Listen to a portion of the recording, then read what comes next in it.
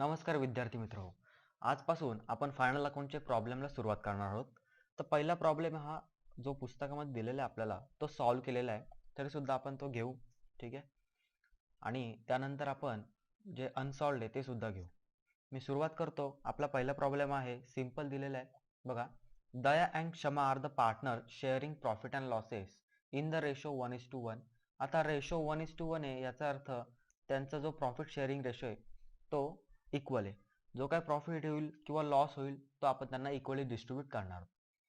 मग आता सोडवताना सर्वात पहिले तर तिन्ही आपल्याला अकाउंट ते प्रिपेअर करून घ्यायचे. पहिलं आहे ट्रेडिंग अकाउंट, दुसरं प्रॉफिट अँड लॉस अकाउंट, त्यानंतर बॅलन्स शीट. हे झाल्यानंतर आता सर्वात पहिले ॲडजस्टमेंटनुसार आपण टिक मार्क करणार. आता बघा, पहिले आहे ॲडजस्टमेंट क्लोजिंग स्टॉक. आता टिक मार्क का, तर त्यानंतर आपल्याला त्याचे जे पुढचे जे काय ॲडजस्टमेंट सॉल्व्ह करायचे आहे आपण ॲडजस्टमेंट ह्या लास्टला सॉल्व्ह करणार. सर्वात पहिले आपण फक्त पोस्टिंग करणार. मग आता पहिली ॲडजस्टमेंट आहे क्लोजिंग स्टॉक. आता ह्या क्लोजिंग स्टॉकवर ॲडजस्टमेंट जी आहे त्याच्यासाठी आपल्याला स्टार करायची किंवा टिक मार्क करायची काही गरज नाही. आपण ते डायरेक्टली सॉल्व्ह करतानाच त्याचे इफेक्ट देऊ. नेक्स्ट आहे depreciate building and machinery at 5% and 3%. म्हणजे हे जे 5% जे आहे हे बिल्डिंगवर आहे आणि मशिनरीवर किती 3%. मग यांच्यावर ॲडजस्टमेंट आहे. मग आता बघा, हे कुठे इथे बिल्डिंग आणि मशिनरीवर आपण ॲडजस्टमेंट सॉल्व्ह करणार आणि त्यानंतर बिल्डिंगवर. ठीक आहे, ओके. त्यानंतर पुढे आहे bills receivable include dishonour bill. आता ज्यावेळेस bills receivable include dishonour bill येईल त्यावेळेस बघा, बिल येणार होतं आपल्याला पण ते डिसऑनर झालं. म्हणजेच काय, ते पैसे मिळणार होते पण आता ते मिळाले नाही, डिसऑनर झाले. याचा अर्थ काय झाला, ते बिल गेलं. म्हणून याच्यावर सुद्धा बिल्स रिसिवेबल पण आपल्याला ती ॲडजस्टमेंट सॉल्व्ह करायची.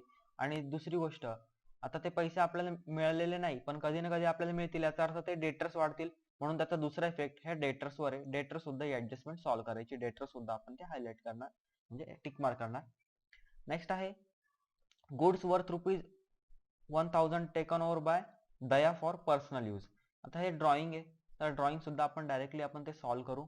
नेक्स्ट आहे बॅड डेप्स आणि आरडीडी. आता हे सुद्धा हे बघा, हे बॅड डेप्स आणि डेटर्सवरच आपल्याला हे सोडवायचं आहे. पुन्हा याच्या आपल्याला जवळजवळ आता डेटर्सवर पहिली ॲडजस्टमेंट होती ती आहे तर बिल डिसऑनरची, त्यानंतर नेक्स्ट बॅड डेप्स आणि पुढे आहे आरडीडी. अशा टोटल 3 ॲडजस्टमेंट आपल्याला सॉल्व्ह करायच्या आहे. ठीक आहे. त्यानंतर goods worth ₹6000 were sold but not entry. आता एंट्रीच झालेली नाही. ठीक आहे, आपण ती एंट्री करून घेऊ. ते सुद्धा डायरेक्टली आपण सॉल्व्ह करू. टिक मार्क करायची गरज नाही. ठीक आहे, आपण सोडवायला आता सुरुवात करू. आता सोडवताना आपल्यासमोर फायनल अकाउंट ठीक आहे तयार आहे. सगळ्यात पहिले सुरुवात करू तर पहिले आपल्याला दिले ओपनिंग स्टॉक. बघा, हा ओपनिंग स्टॉक आहे 1/4/2018 ही ओपनिंग डेट आहे. नेहमी ट्रायल बॅलन्स मध्ये येणारा हा जो स्टॉक आहे हा ओपनिंगच असतो, लक्षात ठेवायचा. आणि ऍडजस्टमेंट मध्ये येणारा स्टॉक हा क्लोजिंग स्टॉक असणार. ठीक आहे, तर ओपनिंग स्टॉक दिलेला जो आपला 65,000 लिहिणार आउटर कॉलमला. ठीक आहे. त्यानंतर बघा, त्यानंतर काय तर बिल्स रिसिवेबल ही आपली काय तर असेट आहे. असेट म्हणून असेट साईडला बिल्स रिसिवेबल म्हणजे तर बघा, आपल्याला पैसे येणार आहे. आज बिल आलं, उद्या पैसे पण येतील, म्हणून त्याला आपण म्हणतो बिल्स रिसिवेबल. ते जाणार बॅलन्स शीटच्या असेट साईडला. Bills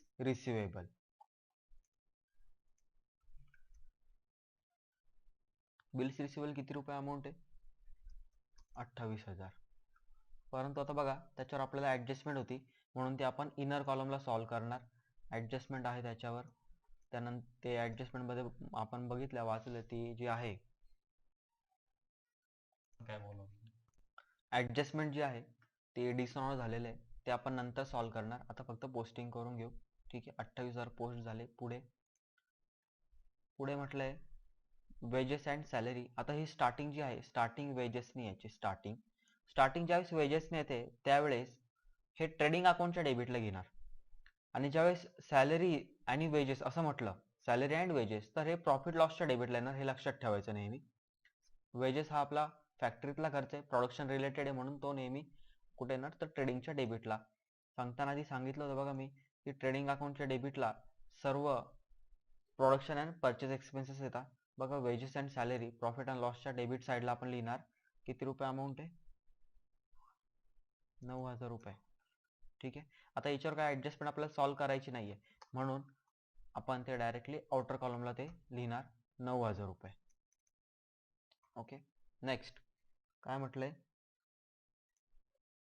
sundry debtors. आता डेटर्स म्हणजे अशा व्यक्ती ज्यांच्याकडून आपल्याला पैसे घ्यायचे. आता हे बघा, पैसे घ्यायचे याचा अर्थ ती आपली असेट आहे. असेट आहे म्हणून बॅलन्स शीटच्या असेट साईडला आपण लिहिणार डेटर्स. आता डेटर्सवर खूप सारा ॲडजस्टमेंट आहे म्हणून ते आपण इनर कॉलमला लिहिणार डेटर्स. किती अमाऊंट आहे, तर 1,32,500. ठीक आहे. नेक्स्ट काय म्हटलंय पुढे, बॅड डेब्ट्स. आता बघा, बॅड डेब्ट्स पैसे बुडालेले. ठीक आहे. ही ॲडजस्टमेंट नाही आहे, ही पोस्टिंग आहे. नेहमी लक्षात ठेवायचं, ट्रायल बॅलन्सची डेबिट साईड किंवा क्रेडिट साईड याची एकदाच, जे काही एक सिंगल अकाउंट असेल त्यावेळेस एकदाच पोस्टिंग येणार. नाहीतर हे आपण जर सॉल्व करत बसलो, डेटर्स मधून पण लेस आणि प्रॉफिट लॉसच्या डेबिटला पण त्याचा दुसरा इफेक्ट जर लिहिला ते चुकेल, टॅली होणार नाही. आता हे फक्त ही पोस्टिंग आहे, बॅड डेट पैसे बुडालेले. ॲडजस्टमेंटमध्ये जर सांगितलं असतं तर त्याचे 2 इफेक्ट असते, परंतु आता हे ट्रायल बॅलन्समध्ये आले म्हणून फक्त त्याचा एकच इफेक्ट घ्यायचा, तो म्हणजे प्रॉफिट अँड लॉस अकाउंटच्या डेबिट साईडला, प्रॉफिट अँड लॉस अकाउंटच्या डेबिट साईडला लिहायचं टू बॅड डेब्ट्स. बघा इथं मी कंसात ओल्ड लिहिलेलं आहे. ठीक आहे, 1,000 रुपये. ओके. नेक्स्ट म्हटलंय परचेसेस. परचेसेस कुठे येणार, तर ट्रेडिंग अकाउंटच्या डेबिटला. ट्रेडिंग अकाउंटच्या डेबिटला लिहिणार आपण परचेसेस.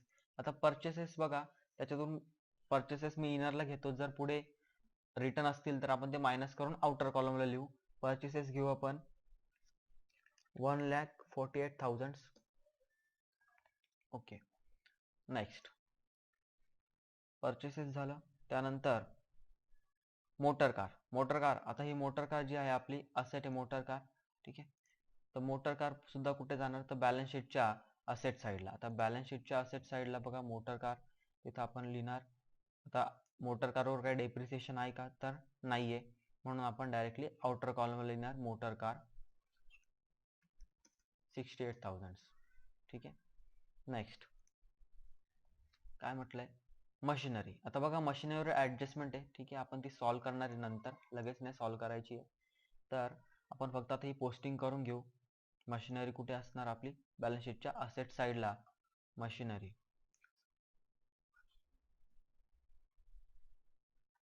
एक 1,48,000. ओके. किती आहे, ओके सॉरी, अमाऊंट दुसरी आहे का, 1,14,000. 1,14,800. ओके. त्यानंतर नेक्स्ट मशिनरी झाली. आता ऑडिट फीज. आता ऑडिट फी बघा, हा ऑफिसचा खर्च आहे म्हणून प्रॉफिट अँड लॉस अकाउंटच्या डेबिटला. जे काय ऑफिसचे खर्च असतील ते प्रॉफिट अँड लॉस अकाउंटच्या डेबिटला लिहिणार, आणि जे काय फॅक्टरी किंवा प्रोडक्शन रिलेटेड, परचेस रिलेटेड जे काय एक्सपेन्सेस आहे ते आपण ट्रेडिंग अकाउंटच्या डेबिटला लिहिणार. ठीक आहे. ॲडजस्टमेंट नव्हती याच्यावर. ठीक आहे, ॲडजस्टमेंट नाही, मग इनर कॉलम लिहिणार नाही आपण, डायरेक्टली आउटर कॉलमला लिहिणार 1,200 रुपये. ठीक आहे. नेक्स्ट काय म्हटलंय, सेल्स रिटर्न. आता बघा, सेल्स रिटर्न याचा अर्थ आपण जे सेल्स केले त्यातून पैसे रिटर्न आले. ठीक आहे. मग आता हे सेल्स रिटर्न, सेल्स मधून आपण ते मायनस करणार. आता सेल्स कुठं असणार, तर ट्रेडिंग अकाउंटच्या क्रेडिट साईडला. ट्रेडिंग अकाउंटच्या क्रेडिट साईडला बघा इथे सेल्स आहे, त्याच्यातून हे सेल्स रिटर्न लिहायचे, आपल्याला ते मायनस करायचे. आता आपल्याला सेल्स माहित नाही किती आहे. ठीक आहे, फक्त हे लिहून घ्या सेल्स, त्यानंतर त्याच्या खाली 2 ओळी सोडून द्यायच्या, आणि मग तिथे म्हणायचं लेस सेल्स रिटर्न. सेल्स रिटर्न नेहमी ट्रायल बॅलन्सच्या क्रेडिट साईडला येतात, आणि सॉरी, सेल्स रिटर्न हे नेहमी ट्रायल बॅलन्सच्या डेबिट साईडला येणार, आणि जे काय परचेस रिटर्न आहे हे नेहमी ट्रायल बॅलन्सच्या क्रेडिट साईडला येणार. ठीक आहे, एवढं लक्षात ठेवायचं. क्रेडिट साईडला समजून घ्या परचेस रिटर्न आहे, आणि जर डेबिट साईडला समजून घ्यायचं ते सेल्स रिटर्न आहे. कारण की कधी कधी हे सेल्स वगैरे काही शब्द वापरत नाही, फक्त रिटर्न म्हणता. मग फक्त रिटर्न याचा अर्थ डेबिट रिटर्न आहे तो सेल्स रिटर्न होतो, आणि जो क्रेडिट रिटर्न आहे तो परचेस रिटर्न होतो. ओके. अमाऊंट किती त्याची, रिटर्न सेल्स रिटर्न 2,000 रुपये. तर 2,000 हे सेल्समधून आपण ते मायनस करणार. आपण ते -2,000. ठीक आहे. त्यानंतर आहे डिस्काउंट. बघा, आता डेबिटला आलेला discount, debit all expenses and losses, credit all income and gains, हा आपला नॉमिनलचा रूल इथं अप्लाय करणार आपण. डेबिटचा डिस्काउंट हा आपला काय, तर लॉस आहे, कारण की हा आपण स्वतः देतो सेल्स करताना, म्हणून आता सेल्स करताना कुठं करणार आपण, ऑफिसमध्ये, बिझनेसमध्ये, म्हणून प्रॉफिट अँड लॉस अकाउंटच्या डेबिट साईडला जाणार त्याचा इफेक्ट. प्रॉफिट अँड लॉस अकाउंटच्या डेबिट साईडला डिस्काउंट लिहिणार. आता डिस्काउंट किती आहे, 2300 रुपये. ठीक आहे, त्यावर काय ॲडजस्टमेंट नाही आहे म्हणून आपण ते आउटर कॉलमला लिहिणार. डिस्काउंट जो आहे 2300 डायरेक्टली आउटर कॉलमला. ठीक आहे, ओके. नेक्स्ट पुढे काय म्हटलंय, बिल्डिंग. आता बिल्डिंग ही आपली असेट आहे, असेट साईडला, त्यावर ॲडजस्टमेंट आहे, एक ओळ सोडून द्यायची. बिल्डिंग बघा बॅलन्स शीटच्या असेट साईडला लिहिणार आपण. अमाऊंट त्याची 75,000 रुपये. ठीक आहे, okay okay. Next cash at bank. आता कॅश ॲट बँक जी आहे आपली असेट आहे, मग कॅश ॲट बँक कुठे येणार, तर बॅलन्स शीटच्या असेट साईडला. बॅलन्स शीटच्या असेट साईडला लिहिणार आपण कॅश ॲट बँक.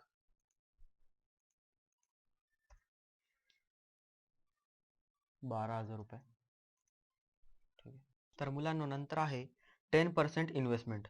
आता ही जी 10% इन्व्हेस्टमेंट जी आहे, आता इथं आपल्याला हे पर्सेंटेज पण दिलेलं आहे की ती इन्व्हेस्टमेंट केल्यानंतर आपल्याला त्याच्यावर किती पर्सेंटनी रिटर्न मिळणार आहे. त्याच्यावर रिटर्न म्हणजे तो आपला फायदा आहे. ठीक आहे, आता हे 20,000ची इन्व्हेस्टमेंट आहे, मग 20,000वर 10% म्हणजे बघा 10% कसे करायचे, तसं एक शून्य खोडून टाकायचा, म्हणजे किती आहे 2,000. तर हे जे 2,000 आहे, ठीक आहे, हे आपल्याला त्याच्यावरती इन्कम मिळणार आहे. आता हे इन्कम मिळणार आहे म्हणून ते कुठं जाणार, तर प्रॉफिट अँड लॉस अकाउंटच्या डेबिट साईडला. हे बघा, हे प्रॉफिट अँड लॉस अकाउंटची क्रेडिट साईड, सॉरी, इंटरेस्ट मिळतं given credit all income and gains. मग आता हे मिळालेलं नाही अजून. जर मिळालं असतं त्यांनी सांगितलं असतं तसं, जर मिळालं असतं तर डायरेक्टली त्याच्यातच असतं की खाली दिलेलं असतं इंटरेस्ट ऑन इन्व्हेस्टमेंट, पण इथं दिलेलं नाहीये म्हणून ते रिसिवेबल आहे, मिळणार आहे, त्याला आपण आउटस्टँडिंग पण म्हणतो. म्हणून ते लिहिताना आपण प्रॉफिट अँड लॉस अकाउंटच्या क्रेडिट साईडला लिहिणार, डायरेक्टली आउटर कॉलमला लिहिणार ते 2,000 रुपये. ओके, त्यानंतर नेक्स्ट आहे ॲडव्हर्टाइजमेंट. आता ॲडव्हर्टाइजमेंट इथं ॲडजस्टमेंट दिलेली तुम्हाला. Advertisement paid for 9 months. आता 9 मंथ्स, फक्त 9 महिन्यांसाठीच त्यांनी ॲडव्हर्टाइजमेंट तुम्हाला केलेली. तो खर्च जो आहे आपण ॲडव्हर्टाइजमेंटचा, तो फक्त 9 महिन्यांसाठीच केलेला आहे. आपलं जे अकाउंटिंग इयर आहे हे पूर्ण 12 महिन्याचं असतं, 1 वर्षाचं असतं, 1 एप्रिल टू 31 मार्च. मग आता याचा अर्थ काय होतो की 3 महिन्यांचं, म्हणजे बघा 12तून 9 गेले, किती उरले 3. तर किती, मग ते 3 महिन्याचं किती. मग बघा आता कॅल्क्युलेशन आपल्याला ते करावं लागणार. कसं करणार बघा, हे बघा 9 मंथसाठी आपण किती देतोय, 4,500. 9 महिन्यांसाठी देतोय 4,500. तर 3 महिन्यांसाठी आपण किती दिलं पाहिजे, म्हणजे ते ॲडव्हर्टाइजमेंटचा जो खर्च आहे तो किती गेला पाहिजे. मग आता याचं क्रॉस मल्टिप्लिकेशन करणार, 4,500 गुणिले 3 आणि हे भागिले 9 करायचे, ते येतं ते किती 1,500. म्हणजे 1,500 हा जो खर्च आहे हा आपल्याला अजून करायचा बाकी आहे ॲडव्हर्टाइजमेंटचा. मग आता करायचं बाकी, मग आता करावं लागेल तो. मग आता ॲडव्हर्टाइजमेंटचा हा जो खर्च आहे हा ऑफिसचा खर्च आहे, म्हणून प्रॉफिट अँड लॉस अकाउंटच्या डेबिट साईडला आपण लिहिणार ॲडव्हर्टाइजमेंट जी आधी होती आपली 4,500. त्यानंतर दुसरी आहे ती आपल्याला ती किती येते, ती 3 महिन्यांची किती आली, ती 1,500. ती 1,500 ॲड करणार आपण. ठीक आहे, ॲड करून इथं ॲड म्हणायचं. ठीक आहे, इथं ॲड करायचे आणि आउटरला मग त्याची ॲडिशन करून अमाऊंट लिहायची, ती येते मग 6,000 रुपये. ठीक आहे, हे असं तुम्हाला करायचं आहे. त्यानंतर त्याचा सेकंड इफेक्ट आता बघा, हे आउटस्टँडिंग आहे, खर्च करायचं द्यायचा बाकी बघा. तर कधी ना कधी आपल्याला ह्या ॲडव्हर्टाइजमेंटचा जो काही एक्सपेन्सेस आहे तो करावा लागेल, म्हणजे ती आपली लायबिलिटी. म्हणून बॅलन्स शीटच्या लायबिलिटी साईडला तिथं म्हणायचं आउटस्टँडिंग ॲडव्हर्टाइजमेंट एक्सपेन्सेस. ठीक आहे, आउटस्टँडिंग एक्सपेन्सेस द्यायचा तो ॲडव्हर्टाइजमेंटचा. मग तो लिहिणार आपण इथं 1,500. इथं 1,500च लिहायचे, पूर्ण 6,000 लिहायचे नाही. जेवढं आउटस्टँडिंग आहे तेवढंच फक्त बॅलन्स शीटला दाखवायचं. पूर्ण लिहिल्यावर ते उत्तर चुकेल आणि टॅली पण होणार नाही. पुढे आहे रॉयल्टी. ठीक आहे, आता हा रॉयल्टी जो खर्च आहे हा प्रोडक्शन रिलेटेड आहे, 3,000 रुपये. आता प्रोडक्शन रिलेटेड आहे म्हणून हे कुठे येणार, तर ट्रेडिंग अकाउंटच्या डेबिट साईडला म्हणायचं रॉयल्टी. ठीक आहे, रॉयल्टी किती अमाऊंट होती, ती अमाऊंट होती 3,000 रुपये. ठीक आहे, हे 3,000 रुपये रॉयल्टीच्या समोर. ओके, नेक्स्ट आता डेबिट साईड संपली. आता क्रेडिट साईड आपण सुरुवात करू. क्रेडिट साईडला सर्वात पहिले आहे जनरल रिझर्व.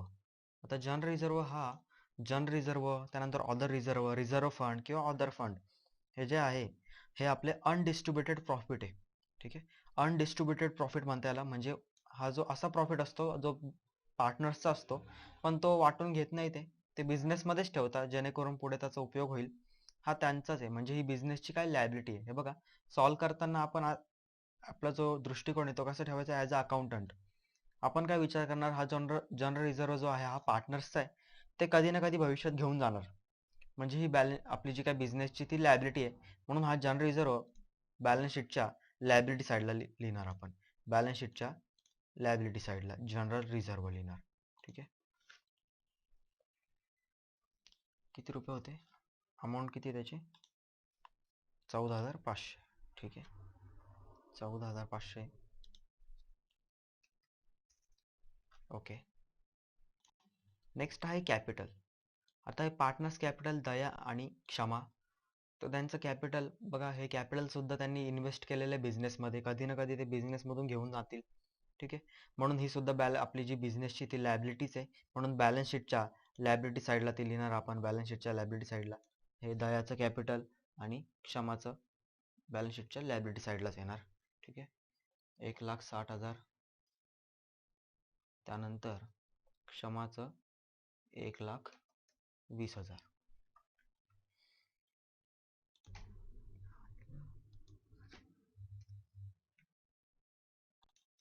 नेक्स्ट आहे क्रेडिटर्स. क्रेडिटर्स ही आपली लायबिलिटी आहे. ठीक आहे, क्रेडिटर्स ही आपली लायबिलिटी आहे. क्रेडिटर्स म्हणजे अशा व्यक्ती ज्यांना पैसे द्यायचे बाकी आहे, मग कधी ना कधी आपल्याला त्यांना पैसे देणे, म्हणून ती लायबिलिटी. तर बॅलन्स शीटच्या लायबिलिटी साईडला आपण लिहिणार क्रेडिटर्स. ठीक आहे, बॅलन्स शीटच्या आपण लायबिलिटी साईडला लिहिणार ते 98,000 आपण इथे लिहिणार. ठीक आहे, पुढे आहे RDD.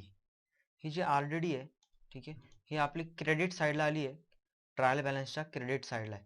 याचा अर्थ काय, हे बघा, आपण असं पहिले गृहीत धरलं होतं की ही जी RDD आपले पैसे बुडाले म्हणून आपण त्याला म्हणतो बॅड डेब्ट्स, आणि असं आपण ज्यावेळेस आपण असं निश्चित करतो की पैसे बुडू शकतात, त्यावेळेस आपण त्याला म्हणतो रिझर्व्ह फॉर डाऊटफुल डेब्ट्स. हे आपले डाऊटफुल आहेत, ते बुडू शकतात. मग बुडण्याची शक्यता मी असं पहिले असं मनात मी कसं ठरवलं होतं ते, परंतु नंतर त्यांनी जे माझे डेटर्स होते त्यांनी हे 1,800 रुपये मला आणून दिले. म्हणजे ती RDD मी आधी जी ठरवली ती RDD आधी लॉस पकडला होता, परंतु आता हा लॉस झाला का, नाही, कारण की त्यांनी मला ते पैसे रिटर्न केले. म्हणून आता बघा, आपल्याला हा फायदा झालेला आहे. म्हणून त्याची पोस्टिंग बॅलन्स शीटच्या आपल्या प्रॉफिट अँड लॉस अकाउंटच्या क्रेडिट साईडला लिहिणार. प्रॉफिट अँड लॉस अकाउंटच्या क्रेडिट साईडला. ठीक आहे, इथे लिहिणार आपण RDD 1,800 रुपये. नेक्स्ट आहे सेल्स. आता हे जे सेल्स आपल्याला माहिती आहे, सेल्स कुठे येणार, सेल्स म्हणजे गुड्स गेलाय बिझनेसमधून, मग गुड्स गेला तर आपण कुठे लिहिणार ते ट्रेडिंग अकाउंटच्या क्रेडिट साईडला जायचं. मग ट्रेडिंग अकाउंटच्या क्रेडिट साईडला तिथं म्हणायचं सेल्स. ठीक आहे, पुढे हे आउटस्टँडिंग वेजेस. बघा, वेजेस आउटस्टँडिंग म्हणजे वेजेस द्यायचे बाकी आहे, या वर्षी झालेला खर्च येतो, या वर्षी दिसला पाहिजे. ठीक आहे, तो का अजून दिलेला नाहीये, पण या वर्षीचा म्हणून या वर्षी दिसला पाहिजे. ठीक आहे, हे जे आउटस्टँडिंग वेजेस आहे, हे याचा आपल्याला ही जी पोस्टिंग आहे ट्रायल बॅलन्सची क्रेडिट साईड ही एकच आहे. ठीक आहे, मग या पोस्टिंगचा आपल्याला फक्त एकच पोस्टिंग होणार आहे. जर हीच आपल्याला ऍडजस्टमेंट आउटस्टँडिंग वेजेस हे आपल्याला ऍडजस्टमेंट मध्ये दिलेलं असते ना, तर त्याचे दोन इफेक्ट आले असते. पहिला म्हणजे ट्रेडिंगच्या डेबिटला आणि दुसरा बॅलन्स शीटच्या लायबिलिटीला. परंतु आता याचा एकच इफेक्ट जाणार, तो म्हणजे बॅलन्स शीटच्या लायबिलिटी साईडला जाणार. आता बॅलन्स शीटची लायबिलिटी साईड तिथं म्हणणार आपण आउटस्टँडिंग वेजेस. नेक्स्ट आहे परचेस रिटर्न. आता परचेस रिटर्न म्हणजे परचेस केलेले आपण गुड्स होतं, बघितलं, आपण चेक केला, तो काही खराब झाला असेल किंवा डॅमेज झाला असेल, मग आपण ते तसे सेल करणार नाही, किंवा जरी सेल करायचं ठरवलं तरी ते कस्टमर घेणार नाही. म्हणून आपण हे काय करतो, तर बेटर वे असा आहे त्याचा, रिटर्न करू आपण ते परचेसेस जे असतील ते आपण रिटर्न करून देऊ त्यांना ज्यांच्याकडून आपण घेतोय. हे परचेस रिटर्न जे 4,000 रुपये आहेत ते परचेसेस मधून आपण मग ते लेस करणार. आता फॉर एक्झाम्पल जर 10,000 आपण परचेसेस केले, परंतु हे जे 4,000 आहे हे खराब आहे किंवा डॅमेज आहे, मग आपण हे रिटर्न करतोय. म्हणजे ऍक्च्युअल परचेसेस किती दिसले पाहिजे, 10 तून 4 गेले, उरले 6. म्हणून आपण हे ट्रेडिंग अकाउंटच्या डेबिट साईडला ट्रेडिंग अकाउंटच्या डेबिट साईडला ते आपण त्या परचेसेस मधून लेस करणार. मग हे परचेस रिटर्न परचेस मधून लेस करायचे आणि उरलेली अमाऊंट आपण आउटर कॉलमला लिहिणार. ते येणार 1,44,000 आउटर कॉलमला. ठीक आहे. नेक्स्ट आहे डिस्काउंट. डिस्काउंट आहे 1800 रुपये. आता हा डिस्काउंट क्रेडिट साईडला आहे बघा. हा क्रेडिट बॅलन्स आहे. Credit all income and gains म्हणून हा आपला फायदा आहे. हा सुद्धा कुठे जाणार? प्रॉफिट अँड लॉस अकाउंटच्या क्रेडिट साईडला. प्रॉफिट अँड लॉस अकाउंटच्या क्रेडिट साईडला जाणार डिस्काउंट. ठीक आहे. आता पोस्टिंग संपली. आता ॲडजस्टमेंट आपण सुरू करू. पहिली ॲडजस्टमेंट आहे क्लोजिंग स्टॉक. क्लोजिंग स्टॉक म्हणजे वर्षाच्या शेवटी शिल्लक राहिलेला जो काही गुड्स आहे त्याला आपण म्हणतो क्लोजिंग स्टॉक. आता हा शिल्लक राहिलेला आहे त्याचा हे बघा पुढच्या वर्षी आपण त्याला वापरू. आणि दुसरी गोष्ट म्हणजे आपण हे आपली काय असेट आहे, बॅलन्स शीटच्या असेट साईडला जाणार. आपण बॅलन्स शीटच्या असेट साईडला लिहिणार क्लोजिंग स्टॉक. ठीक आहे. Closing stock. क्लोजिंग स्टॉक आपण लिहिणार 40,000. त्यानंतर त्याचा सेकंड इफेक्ट हा ट्रेडिंग अकाउंटच्या क्रेडिट साईडला जाणार क्लोजिंग स्टॉक. ठीक आहे. ट्रेडिंग अकाउंटच्या क्रेडिट साईडला लिहिणार आपण 40,000 रुपये. नेक्स्ट ॲडजस्टमेंट आहे depreciate building and machinery at 5% and 3% respectively. आता बिल्डिंगवर डेप्रिसिएशन हे 5% चार्ज करायचं आणि मशिनरीवर 3%. आता हे बिल्डिंग आणि मशिनरी दोन्ही पण आपल्या काय असेट आहे. चला बॅलन्स शीटच्या असेट साईडला गेलो आपण. ठीक आहे. बिल्डिंगवर आपल्याला करायचं 5% डेप्रिसिएशन चार्ज. डेप्रिसिएशन म्हणजे असेटची किंमत कमी होणे. ठीक आहे. मग आता आपल्याला ते मायनस करायचं आहे, त्यातून मायनस करावं लागणार. बघा आता 5% त्याच्यावर डेप्रिसिएशन चार्ज करायचे. आता 5% कसं काढणार?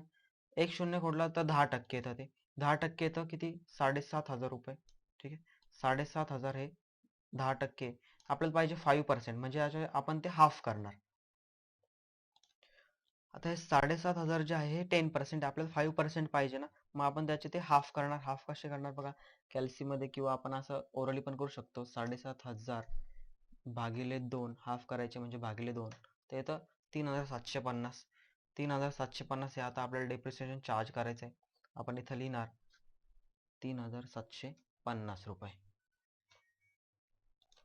मग आपण त्यातून बिल्डिंगच्या अमाऊंटमधून डेप्रिसिएशनच्या अमाऊंट वजा करणार आणि उरलेली जी काही रक्कम आहे ती आउटर कॉलमला लिहिणार आपण 71,250. त्यानंतर त्याचा जो सेकंड इफेक्ट आहे बघा, हा आपला लॉस झाला आहे. डेप्रिसिएशन हा आपला लॉस असतो.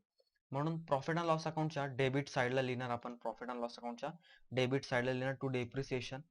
मग डेप्रिसिएशन बिल्डिंगचं किती होतं आपलं? 3,750. आपण डेप्रिसिएशन मशिनरी पण आहे. मग मशिनरीचं आपण याच्यात लिहून आपण ती दोन्ही अमाऊंट आपण ऍड करून आपण आउटर कॉलमला घेऊ. किंवा तुम्ही असं सेपरेट जरी लिहिलं तरी चालेल. डेप्रिसिएशन ऑन बिल्डिंग 3,750 आणि नंतर पुन्हा टू डेप्रिसिएशन ऑन मशिनरी जी काय रक्कम असेल ती तरी सुद्धा चालेल. ओके. त्यानंतर आपल्याला 3% मशिनरीवर चार्ज करायचं डेप्रिसिएशन. आता मशिनरी पुन्हा बॅलन्स शीटच्या असेट साईडला जाणार आपण. आता 3% बघा कसे काढणार. तर 10% म्हणजे एक शून्य खोडायचा. आता आपल्याला 3% पाहिजे. मग काय करा तुम्ही 2 शून्य खोडून टाका. म्हणजे उरलेली रक्कम आहे म्हणजे ही किती? तर 1,148 रुपये. 1,148. जर याचे आपण हे 2 शून्य खोडले तर हे 1% आहे. ठीक आहे. 1,148 हे आपले 1% आहे. आपल्याला 3% पाहिजे. मग 3% पाहिजे म्हणजे आपल्याला काय करायचं ते आपण बघा. हे 1% आहे. 3% पाहिजे म्हणजे आपण ते गुणिले 3 करणार. मग ते किती येणार? तर 3,444. मग हे 3,444 हे आपलं डेप्रिसिएशन आहे. ते आपण लिहिणार. त्याच्यातून ते मायनस करणार. ठीक आहे. याच्यातून हे मायनस करणार. आपण म्हणणार मायनस 3,444. त्यानंतर आपण ही अमाऊंट त्याच्यातून मायनस करणार आणि आउटर कॉलमला लिहिणार 356. ठीक आहे. याचा पण सेम इफेक्ट आपला प्रॉफिट अँड लॉस अकाउंटच्या डेबिट साईडला लिहिणार आपण. डेप्रिसिएशन ऑन मशिनरी किती रुपये होते ते आपले. मग आपण ह्या दोघांची ॲडिशन करून ती आउटर कॉलमला लिहिणार त्याची अमाऊंट 1,000 7194, सॉरी 7194. नेक्स्ट ऍडजस्टमेंट आहे आपली bills receivable include a dishonour bill of ₹3000. ठीक आहे. आता लक्ष द्या, बिल्स रिसिवेबल म्हणजे आता हा ए आहे, याला बी कडून पैसे घ्यायचे होते. या बी कडून पैसे घ्यायचे होते, परंतु त्यावेळेस त्याच्याकडे नव्हते पैसे. मग आता पैसे नाही, मग ए म्हटला की नाही मला काहीतरी प्रूफ पाहिजे. मग प्रूफ पाहिजे म्हणून हा बी हे जे बिल आहे हे बिल ड्रॉ करणार. हे बिल ड्रॉ करणार, त्यावर सर्व लिहिणार की एवढी एवढी अमाऊंट आहे, मी 1 महिन्यानंतर तुम्हाला देणार आहे. हे सर्व त्याच्यामध्ये तो कबूल करतो. ते सर्व त्याला आपण म्हणतो बिल ऑफ एक्सचेंज. याचा आपला सेपरेट टॉपिक आहे, घेऊ आपण तो ज्यावेळेस सुरू होईल त्यावेळेस मी डिटेल सांगेल त्याबद्दल. मग हे बिल हा बी ह्या ए ला देणार आणि त्यांचा जो काही व्यवहार आहे तो पूर्ण होणार. परंतु आता हे बघा, हा काय म्हणणार, हे मला बिल आलं म्हणून तो म्हणणार बिल्स रिसिवेबल. बिल आलेलं आहे, उद्या पैसे पण येतील, म्हणजे ते आपली असेट आहे. बरोबर, बिल असेट आहे. परंतु जर त्याने त्या दिवशी म्हणजे ह्या ज्या डेटला हा जो बी जी डेट याला लिहून देईल एला, त्या डेटला हा त्याला फोन करेल किंवा त्याच्याकडे जाईल आणि विचारेल की मला पैसे पाहिजे, आता तुम्ही सांगितलेलं ह्या दिवशी या. परंतु त्यावेळेस त्याच्याकडे सुद्धा ते बी कडे त्यावेळेस सुद्धा पैसे नसतात. मग याचा अर्थ ते बिल डिसऑनर होतं, कारण की त्याची ती व्हॅलिडिटी जी असते ती त्या दिवशी पर्यंतच असते, म्हणून आपण त्याला म्हणतो बिल डिसऑनर झालं. आता बघा, याचा एकडे हे आपण असं समजू, हा जो ए तो आपण आहे. ठीक आहे, आपण प्रॉब्लेम सॉल्व्ह करतोय. तर आपण काय विचार करणार, आता मला बिल या दिवशी पैसे येणार होते त्याचे, पण आता पैसे आले का नाही, मला याच्याकडून ते घ्यावे लागतील. ठीक आहे, हा माझा आता कोण होणार, डेटर होणार. आणि हे जे बिल रिसिवेबल आहे, ही आजच त्याची व्हॅलिडिटी होती, म्हणजे ते आज बिल सुद्धा संपलंय. म्हणजे हे बिल सुद्धा आपलं बिल रिसिवेबल हे मायनस होणार आणि डेटर्स वाढतील, आपले डेटर्स ऍड होणार. म्हणून याचे इफेक्ट हे बघा, बिल्स रिसिवेबल सुद्धा बॅलन्स शीटला असतं आणि डेटर्स पण बॅलन्स शीटला, यांचा दोघांचा पण इफेक्ट हा बॅलन्स शीटलाच होणार. मग याचा फर्स्ट इफेक्ट हा, जे डिसऑनर झालेले बिल आहे ते आपल्याला ते मायनस करायचे. ठीक आहे, बिल्स रिसिवेबल मधून आपण ते मायनस करणार, -3000, आणि उरलेले अमाऊंट आपण आउटर कॉलमला लिहिणार 25000. आणि त्याचा सेकंड इफेक्ट बघा, आता डेटर्स आपले ऍड होतील, कारण की आता तो डेटर्स राहिलेला नाहीये. सॉरी, तो बिल्स रिसिवेबल राहिलेले नाहीये, ते आपले डेटर्स आहे आता, म्हणून डेटर्स मध्ये आपण ते ऍड करणार. ठीक आहे, ऍड करणार डेटर्स मध्ये, आपण त्याला म्हणणार डिसऑनर बिल. ठीक आहे, जे बिल डिसऑनर आहे त्याला आपण म्हणणार डिसऑनर बिल. हे जे आपण ते त्याच्यामध्ये ऍड करणार आणि ऍड केल्यानंतर ती अमाऊंट त्यांची ऍडिशन बाहेर लिहिणार आउटर कॉलमला. नेक्स्ट ऍडजस्टमेंट आहे आपली goods worth ₹1000 taken over by Daya for personal use and not entered in the books of account. बघा, त्यांनी जो गुड्स आहे हा विड्रॉ केला आपल्या बिझनेस मधून, परंतु त्यांनी तशी एंट्री लिहिलेली नाहीये, एंट्री केलेली नाहीये. मग एंट्री केली नाही म्हणून मग आता एंट्री करावी लागणार, बाकी त्याच्या काही दुसरी ऍडजस्टमेंट नाहीये तशी. ठीक आहे, आपण ती एंट्री करणार. मग आता एंट्री करणार, बघा गुड्स आपल्या बिझनेस मधून गेलेला आहे, गेला म्हणून कुठे जाणार, तो ट्रेडिंग अकाउंटच्या क्रेडिट साईडला. ठीक आहे, ट्रेडिंग अकाउंटच्या क्रेडिट साईडला लिहिणार आपण by goods taken over by Daya for personal use. ती अमाऊंट आपण क्रेडिट साईडला लिहिणार, ट्रेडिंग अकाउंटच्या क्रेडिट साईडला, by goods taken over by Daya. ठीक आहे, आणि आता दुसरा इफेक्ट बघा, आता जेवढं बिझनेस मध्ये त्यांनी कॅपिटल इन्व्हेस्ट केलेलं आहे, जर इन्व्हेस्ट केलं तर त्यांचं कॅपिटल ते ऍड होत जाणार, परंतु त्यांनी हे टेकन ओव्हर केलं म्हणजे त्यांचं कॅपिटल काय होणार, मग मायनस होणार. मग मायनस होणार म्हणून बॅलन्स शीटच्या लायबिलिटी साईडला त्यांचं जे कॅपिटल आहे, ठीक आहे, दयाची ड्रॉइंग आहे, म्हणून दयाच्या ड्रॉइंग समोर दयाचं हे जे कॅपिटल आहे तिथं आपण लिहिणार लेस ड्रॉइंग. ठीक आहे, आपण ती लेस करणार ड्रॉइंग, त्यातून लेस म्हणायचं 1000. ठीक आहे, बस ही झाली त्याची पोस्टिंग. नेक्स्ट ऍडजस्टमेंट आहे write off ₹1800 as a bad debts and maintain RD at 5% on debtors. ठीक आहे, आता ह्या दोन ऍडजस्टमेंट आहे. आता ऍडजस्टमेंट सॉल्व्ह करताना मी आधी पण सांगितलं होतं, बॅड डेप्ट्स वर 4 ऍडजस्टमेंट येतात. पहिली म्हणजे बॅड डेप्ट्स, त्यानंतर RDD, त्यानंतर डिस्काउंट ऑन डेटर्स आणि पुढे reserve for discount on debtors. मग असे आपला जो क्रम आहे त्या क्रमानुसार सॉल्व्ह करणार आपण. मग पहिले आपण ही बॅड डेप्सची ऍडजस्टमेंट सॉल्व्ह करणार. मग बॅड डेट्स म्हणजे काय, पैसे बुडाले, 1800 रुपये आपला लॉस झाला, पैसे बुडाले. मग डेटर्स मधून ते पहिले आपण ते मायनस करणार. ठीक आहे, डेटर्स मधून आपण ते मायनस करणार.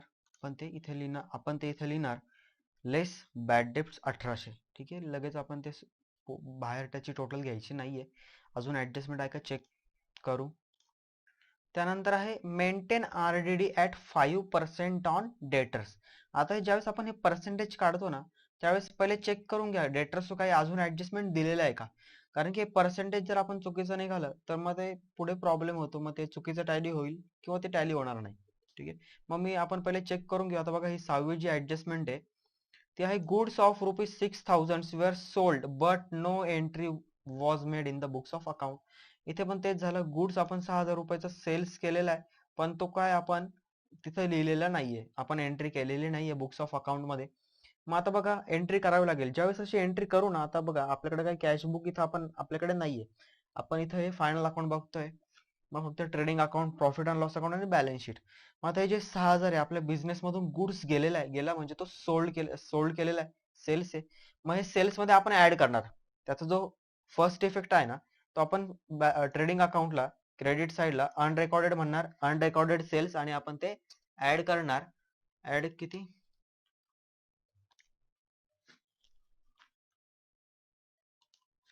6,000 आपण ते ऍड करणार.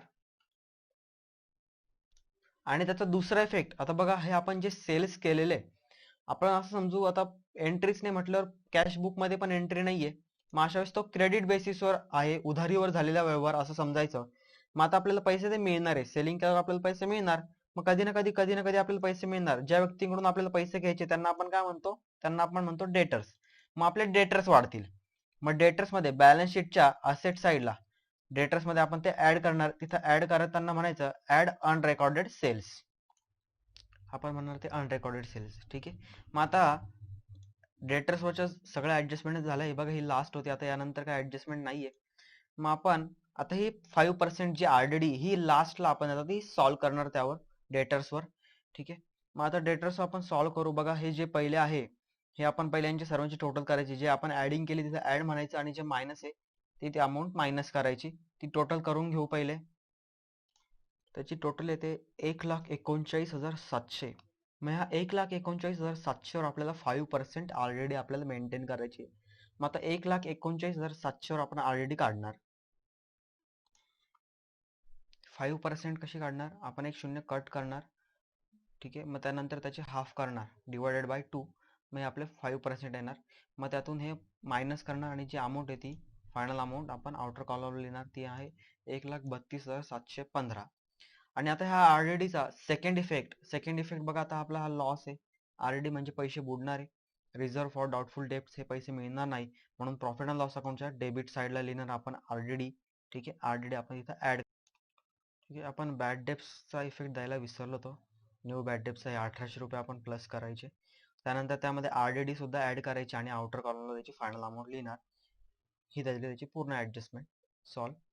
आता पुस्तकामध्ये हे जे RDDचा जो इफेक्ट आहे आपण जो क्रेडिट साईडला घेतो, ते इथे डेबिटला आपण ते मायनस करतात. ठीक आहे, म्हणजे ती रिकव्हर झाली आहे, तो आपला लॉस नाही, मग तुम्ही काय करा, तुम्ही मायनस करा, असं त्यांचं म्हणणं असतं. परंतु आपण हे असं जरी इफेक्ट दिला तरी काही चुकणार नाही. शेवटी आपण हे जे प्लस करू ना, हे क्रेडिट साईड जी मोठी येते त्यानंतर आपण त्याच्यातून डेबिट साईड वजा करतो. ओके, नेट प्रॉफिट मध्ये काही त्याचा प्रॉब्लेम येणार नाही, नेट प्रॉफिट जो आहे तोच राहील. फक्त ही एक वेगळी पद्धत आहे पोस्टिंग करण्याची. तुम्हाला याला पण मार्क्स मिळतील परीक्षेमध्ये, आणि जे पुस्तकामध्ये ती सुद्धा तुम्ही जर फॉलो केली तरी तुम्हाला मार्क्स मिळणार आहे. तुम्हाला जी सोपी वाटते तुम्ही ती चॉईस करू शकता. तर आज पूर्ण आपल्या ह्या ज्या पोस्टिंग आणि ऍडजस्टमेंट झालेल्या आहे, मग आता हे आपल्याला हे क्लोज करायचं आहे. मग क्लोज करताना सर्वात पहिले ट्रेडिंग अकाउंट क्लोज करू आपण. मग ट्रेडिंग अकाउंट बघा इथे, बघा हे सेल जे आहे आपण आता हे टोटल बाहेर घेऊ. ती टोटल आपण पहिले हे 6,000 जे प्लस आहे, आणि हे -2,000 पहिले आपण हे मायनस करणार. 6तून 2 गेले उरले 4, आणि मग हे 285 500 मध्ये डायरेक्ट 4,000 ऍड करा, ते येतात 289 500 बाहेर. ओके, त्यानंतर सेम तसं परचेस केलंय. ओके, हां. मग आता चेक करायची कोणती बाजू मोठी, डेबिट की क्रेडिट. आता ही आपल्या लक्षात येते, इथे डायरेक्ट 289 आहे, इथे 144 जरी 65 ऍड केले तर इथपर्यंत ती अमाऊंट काय होणार नाही, कारण की याच्याकडे पुन्हा 40,000 जास्त आहे. ठीक आहे. मग आता ही अमाऊंट, ही जी क्रेडिट साईडची ती मोठी आहे, पहिले आपण ही बेरीज करणार, याची टोटल करून लिहिणार इथे. ही टोटल येते 3,30,500 आणि तीच आपण डेबिट साईडला लिहिणार 3,03,0500. मग याच्यातून आता ही पूर्ण डेबिट साईडची जी अमाऊंट आहे ही पहिले आपण टोटल करू याची, आणि मग ती यातून मायनस करणार. ही जी आपण मायनस करणार, मग जे काही शिल्लक राहिलेली रक्कम आहे त्याला आपण म्हणणार टू ग्रॉस प्रॉफिट.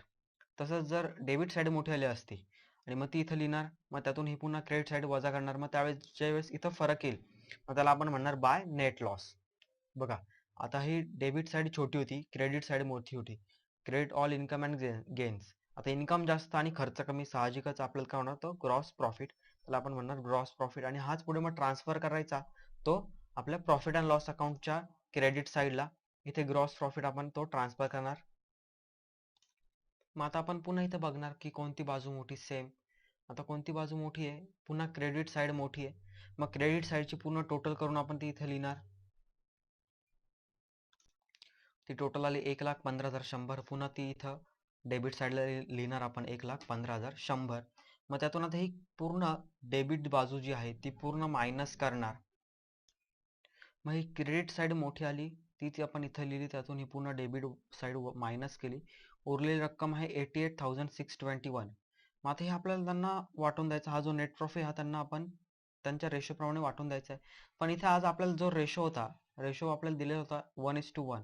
ठीक आहे, 1:1 जो आहे, मग याचा अर्थ तो काय इक्वल आहे. मग इक्वल आहे म्हणून तो आपल्याला तो अर्धा अर्धा वाटायचा आहे. मग कसं वाटणार बघा, 88,621 भागिले 2 करायचं, त्याचं उत्तर येतं 44,310.5. आता हे 0.5 आले ना अर्धा. मग आता काय करणार आपण, जो पहिला पार्टनर त्याला आपण 44,310 देऊ, आणि दुसरा जो पार्टनर त्याला 44,311 देऊ. ठीक आहे, 1 रुपयाचा फरक, 1 रुपयाला जास्त देऊ, 1 रुपयाने काय एवढा फरक नाही पडत, कारण की आता बघा याची डबल केली ना आपण, ही अमाऊंट येणार आहे. परंतु 310 पर्यंत मग हा जो 1 रुपया आहे हा कुठे ऍडजस्ट करायचा, म्हणून तो इथे ऍडजस्ट करायचा. ठीक आहे, एकाला आपण काय दिलं, 50 पैसे कमी दिले, एकाला 50 पैसे जास्त दिले, असा त्याचा अर्थ झाला. ठीक आहे, त्याबद्दल काय एवढं टेन्शन नाही घ्यायचं. मग तीच अमाऊंट आपण इथं लिहिणार. दयाला 44,310 आणि क्षमा 44,311. आणि पुन्हा आता हा प्रॉफिट त्यांच्या कॅपिटलमध्ये ऍड होणार. बघा, त्यांना प्रॉफिट मिळणार आहे, त्यांचं नक्कीच कॅपिटल काय होणार, ते वाढणार आहे. म्हणून कॅपिटलमध्ये आपण ते ऍड करणार. त्यांच्या कॅपिटल कुठं असतं तर बॅलन्स शीटच्या लायबिलिटी साईडला. इथं आपण त्यांना म्हणणार ऍड नेट प्रॉफिट. दोघांना पण तो आपण ऍड करणार. आपण तो दोघांना पण दिलेला आहे नेट प्रॉफिट. आता आता त्यानंतर यांची टोटल करून आपण ते बाहेर घेणार, यांची टोटल करायची आणि 1,000 मायनस करायचे. यांची पूर्ण टोटल करून आपण आउटर कॉलमला लिहिणार, आणि मग दोन्ही बॅलन्स शीटची असेट साईड आणि लायबिलिटी साईड आपण टॅली होती का बघू. त्यानंतर ही टोटल घेतली आपण. आता दोन्ही साईडची टोटल आपण चेक करू. ठीक आहे, आता ही चेक करायची आपल्याला टोटल. ठीक आहे, आपला इन्व्हेस्टमेंटचा एक जो इफेक्ट द्यायचा बाकी इथे, हे 10% इन्व्हेस्टमेंट दिसतं इथे, ते इनर कॉलमवर दिसतं अजून, याचा अर्थ हे बाकी आहे. मग हे 10% जे आपण ते प्रॉफिट अँड लॉस अकाउंटच्या क्रेडिट साईडला दिले होते. ठीक आहे, प्रॉफिट अँड लॉस अकाउंटच्या क्रेडिट साईडला बघा इथे दिलेलं आहे, आणि ते आपल्याला अजून मिळायचं नाही आहे, मिळालेलं नाही, मिळायचं बाकी आहे. कधी ना कधी आपल्याला ते इन्कम मिळणार आहे, म्हणजे ते आपली असेट आहे. ठीक आहे, मग आपण असेटला हे 10% इन्व्हेस्टमेंटमध्ये ते आपण ॲड करणार. आपण ते ॲड करणार, आउटस्टँडिंग इंटरेस्ट म्हणणार त्याला. ठीक आहे, आउटस्टँडिंग इथे इंटरेस्ट म्हणायचं आहे, आउटस्टँडिंग इंटरेस्ट.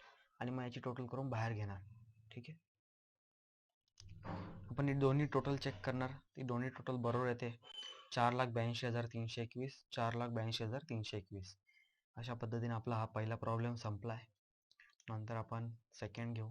ठीक आहे, आजसाठी एवढंच. बाय. काही समजलं नसेल तर रिपीट करून पुन्हा बघा. तरी अडचण आली तर तुम्ही मला डायरेक्ट कॉल करू शकता किंवा मेसेज पण करू शकता.